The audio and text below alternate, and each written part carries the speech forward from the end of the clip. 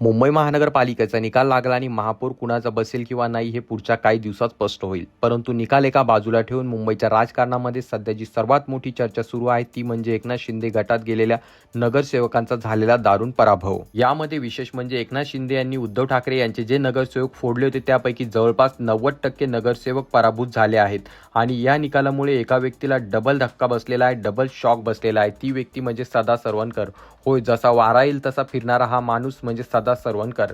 विधानसभेचा किस्सा तुम्हाला माहीतच आहे, पण महानगरपालिकेच्या निवडणुकीत शिंदे गटाने एक ठराविक स्ट्रॅटेजी आखली होती. ती म्हणजे उमेदवारी आमदारांच्या घरातच द्यायची, बायको, मुलगा, सून, मुलगी यांनाच. कारण जास्तीत जास्त पैसा खर्च होईल. याच धोरणामुळे सदा सरवणकर यांच्या घरात 2 तिकीटं आली. एक म्हणजे त्यांचा मुलगा समाधान सरवणकर आणि दुसरे म्हणजे त्यांची मुलगी. पण सदा सरवणकर यांचा इतिहास आपल्या सर्वांना माहीत आहे. जेव्हा शिंदे गट गुवाहाटीला गेला होता त्याच्या दुसऱ्या दिवशी सदा सरवणकर मुंबईत होते. ते थेट मातोश्रीवरती गेले, उद्धव ठाकरे यांची भेट घेतली आणि बाहेर येताच एकनाथ शिंदे यांच्यावरती जोरदार टीका करायला सुरुवात केली. गद्दार आहेत, गुवाहाटीला पळाले. मातोश्री आणि शिवसेना भवनासमोर त्यांनी मोठं आंदोलन केलं.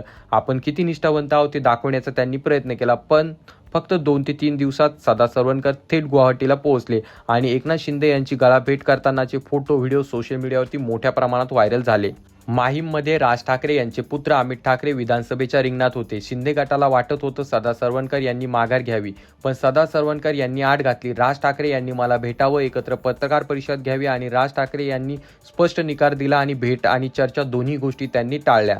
माहीमचे आमदार महेश सावंत हे कधीकाळी सदा सरवणकर यांचेच कार्यकर्ते होते, परंतु 2017 मध्ये सदा सरवणकर यांनी त्यांचा पत्ता कापून मुलगा समाधान सरवणकर याला पुढे आणलं. महेश सावंत अपक्ष उभे राहिले आणि फक्त 80 मतांनी त्यांचा पराभव झाला, पण त्यांनी हार मानली नाही. उद्धव ठाकरे यांना सांगितलं, मला तिकीट द्या, सदा सरवणकर याला मी पाडून दाखवितो आणि तेच झालं.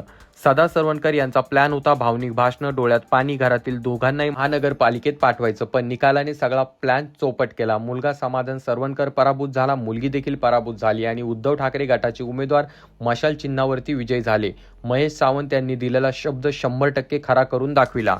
उद्धव ठाकरे यांना सोडणं क्षणिक फायद्याचं वाटलं असेल, पण आज अनेक नगरसेवकांना त्याची मोठी किंमत मोजावी लागलेली आहे आणि सतत बाजू बदलणाऱ्या सदा सरवणकर यांच्यावर तर अतिशय वाईट वेळ आलेली आहे. स्वतः पडले, मुलगा पडला, मुलगी पडली, राजकीय भविष्य आता अंधारात आहे. हा फक्त धक्का नाही तर हा एक इशाराही असू शकतो. या विश्लेषणावरती तुमचं काय मत आहे खाली कॉमेंट करून नक्कीच सांगा. व्हिडिओ आवडला तर व्हिडिओ लाईक करा, तुमच्या मित्रांसोबत शेअर करा.